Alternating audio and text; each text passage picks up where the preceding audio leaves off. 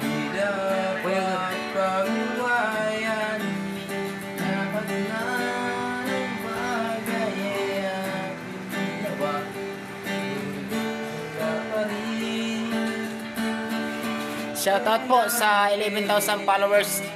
Maraming salamat po sa lahat ng sumusuporta sa Busni TV Vlogs. Sana patuloy po kayong sumuporta sa pag-vlog natin. Maraming salamat po. God bless po. At saka maraming salamat sa Panginoon. Comment na lang po sa gustong magpa-shoutout.